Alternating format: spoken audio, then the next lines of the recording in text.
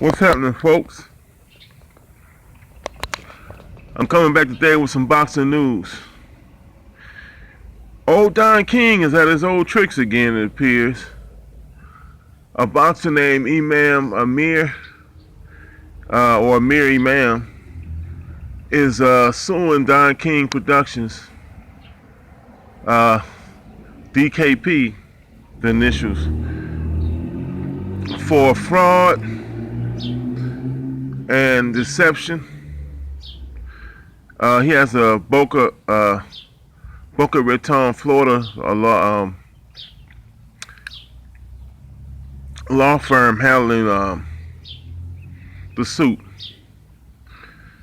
He alleges that out of I think it's maybe was it a $300,000 purse, or that he owed that they took $300,000 from him for his manager or some shit like that, and other percentages that Don King attached to his purse.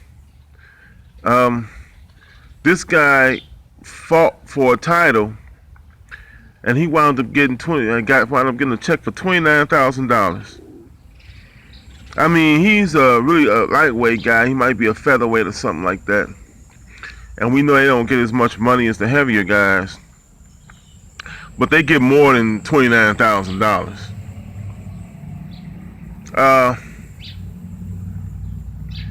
I tell you, that guy's about 80 years. He's about 80 something years old. He's got one foot on the fucking banana peel, and he's still trying to cheat people. He better be trying to redeem himself with whatever God he may believe in or don't believe in. Well, I know one thing. He better hope that all these religions are full of shit, because when he leaves, there's a hot place in hell waiting for him. I'm from Cleveland, where Don King originally is from. I'm 53 years old. I got cousins and stuff and uncles who would have been in their 80s and deceased, and who are kicking 80 in the ass, who were in, let's say, the black criminal underground, and they did some business with Don King and with the mob. I got cousins who were associates of the mob, meaning they weren't made men, but they were not kind of knockabout guys. You know, they robbed and sold drugs and shit like that for the mob, or let's say not for, but in contingent with the mob. In other words, some of them may have got their dope from the mob. Some of these guys work with crews that did various crimes and earned money. And a lot of them were involved in the numbers racket. So I heard stories about King. Not only that, now let me tell you a real personal story. As I said in some of my other videos, I used to box, used to train, used to spar. I was like a professional fighter, but I sparred with professional fighters. Now, when I was 16 years old, or 15, my parents and myself moved from the projects in Cleveland to a house they owned in Ashtabula, Ohio. Okay, there wasn't a lot of boxing going on in Ashtabula, but it was some. Pretty soon I was known as a good boxer. I'll tell you a story one day of how that happened, but right now I'm gonna stick with the fact, with what I originally was talking about. Okay, so anyway, it was a real tough dude down there who just got out of Mansfield. Me and him sparred. The headgear came off. Well, actually, the headgear was never put on, because we decided before we got in the ring, it was gonna be no headgear. Because I was 16 years old by this time, and I had made some of the local boxers look bad, and they wanted me to get my ass kicked. So this guy from Mansfield who was tough, knocking motherfuckers out of Mansfield,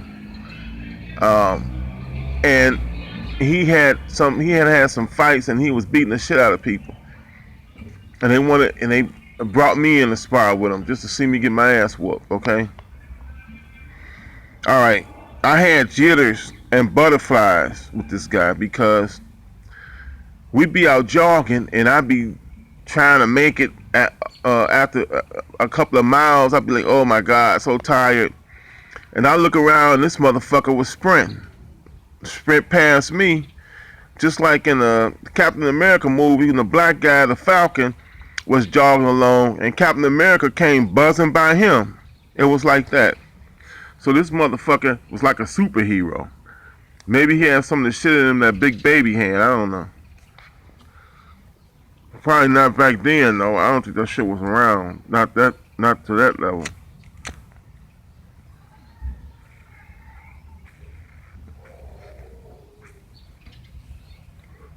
So anyway, I had got a rep because I beat the living shit out of this guy. After the second round, another boxer stepped in, cause like a referee, and I had knocked the guy down about 3 times. And the last time I knocked the guy down, he stood up. His face was destroyed, and the guy and the other boxer was like, "Hey man, you want to continue?" And he tentatively shook his head, yeah. But the other boxer, no, fuck that. No, this is it. Okay, so anyway. On the strength of that ass whooping I put on this cat, he was 28 and I was 16, but I was like 6'3", 220 pounds. I was 16 years old. I thought I was gonna be like 6'8" or something, but I stopped at 6'5", 6'5 and a half, some shit like that. So anyway,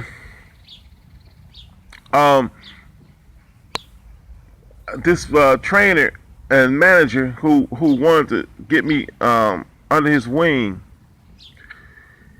took me up to Don King. Took me up to Orwell because King had a camp in Orwell, Ohio. Now, a lot of my cousins I had cousins who lived in Orwell. Their father was like this real religious guy, and they had like what I call them the Black Amish because they remind me of Amish people, But it was like he had a homestead out there or something, like a cinder block house, wood stove, and you had to go to the outhouse when you went out there. And he had like 20 acres, and he had goats and pigs and shit like that. And I used to go out there with my other cousins from Cleveland. Before I moved to Ashtabula, we used to go out to Orwell every summer and have a feast, shit like that. It'd be a real big, almost like a family reunion, but all the family would be there. But it wasn't a reunion. But they would cook a whole hog on a spit in the ground. They would have homemade ice cream, caramel cakes, all kind of shit, macaroni and cheese, greens, chitlins sometimes, all kinds of meats, man. I mean, all kinds. He traded with the Amish all the time. Good friends with the Amish because the Amish lived out there. And sometimes the Amish, he'd have Amish cheese on the table. He had Amish cooked pies and shit. And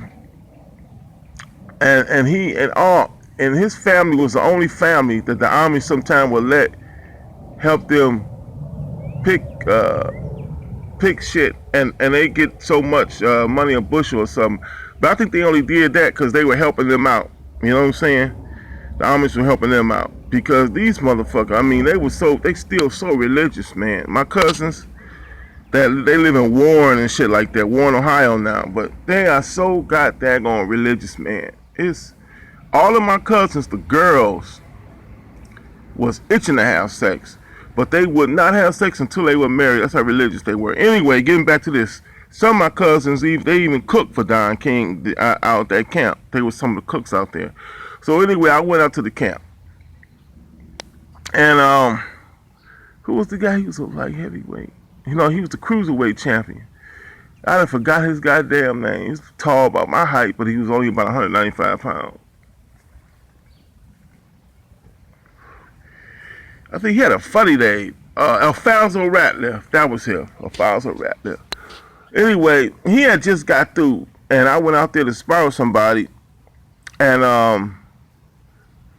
this other guy. I mean, he had got through with his training. He had got through with his sparring. So, but he talked to me, okay. And then the guy that was training me was also my cousin. That motherfucker wound up going to the Fed joint later on for some shit. But anyway, he was talking to Carl King, because Carl King was out there. Now I'm about 16 years old. And they bring me up to meet Carl King. And Carl King looks me up and down. And you can look at me and fucking tell I was a bad motherfucker. Shit. I mean, you can just look at me. And I look young. I look like, in the face, like I would be a big pussy or something. But one of my trainers out there was named Victor Sadley. Victor Sadley had been a cat that was back and forth in the joint all his life. For some shit some of the shit he did, I won't mention here. But it's a real fucked up, scandalous shit. Anyway, I had a cousin named Boot. I told you I had this cousin. And he was older than me, you know. And he's like about 80 now. Him and my father was real tight. And he knew Victor Sadley. Now, Victor Sadley was a hard-hitting motherfucker. Hard-hitting. And me and Victor Sadley got to sparring, and he hit me as hard as he could, and I looked at it. That's one thing. I always had a fucking chin, man, you know. But it felt like this motherfucker broke my jaw later on. But anyway, he hit me in the fucking jaw. I came off the ropes and caught this motherfucker with a 1-2 and his knees buckled. And then after that, Victor Sadley was talking about me all over the place. So they told, it got around to Carl King. I found that he had actually asked my trainer to bring me up there. I was supposed to spar with Alfonso Ratliff, but my trainer took me up there too late, and this motherfucker had got through with his sparring session. I wish I could have sparred with him, because I would like to have known what I would have done with it. But anyway, okay. I met Carl King, and Carl King said that they were going to take me to Cleveland, give me some amateur fights, and get me going to amateurs to get me ready for the professionals. Because I think we had, once there was I was supposed to have an amateur fight that they had set up with me and Ashley Bueller. But the guy, they couldn't find no amateurs big enough. So, well, they couldn't find no, and Ashley Bueller, you had a lot of little lame white dudes. I'm sorry, I ain't trying to put nobody down, but so they got this heavyweight dude that had won a tough man contest. He was about 6 foot, 200 some pounds. Anyway, I knocked this turkey out in the first round. And I'm not really a one-punch knockout. I'm the type of guy that gotta beat your ass, you know. I used to beat people up like, let's say, I was like an Errol Spence type of heavyweight Errol Spence. I mean, I would just beat the shit out of you. You know, like it remind me of when Errol Spence beat up, what's that guy, the English guy who was a champion? Kell Brook. I would have people's eyes fucked up, nose broke and shit. Just beat the shit out of people, you know. But I was really a boxer. But anyway, I met Carl King. It was something about this motherfucker. And not only him, but all the other boxers I had met. And even my cousin. Everybody I met in boxing was the sleaziest feeling. I mean, to the senses of the boxers. I sparred with a guy that was had a light heavyweight title later on when I was in my 30s in Cleveland. And at first, he used to box circles around me. Then I started whooping his ass because I was bigger than him anyway. But he was about as tall as I was. I forgot this guy's name. But anyway, he struck me as a sleazy motherfucker. Everybody I met on the top of boxing was the sleaziest son of a bitches I ever met in my life.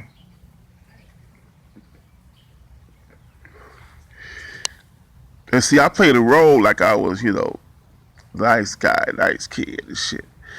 But deep in my machinations, if I would have let myself go, I probably would have got the death penalty by now. Because I didn't like nobody, I didn't care about nobody.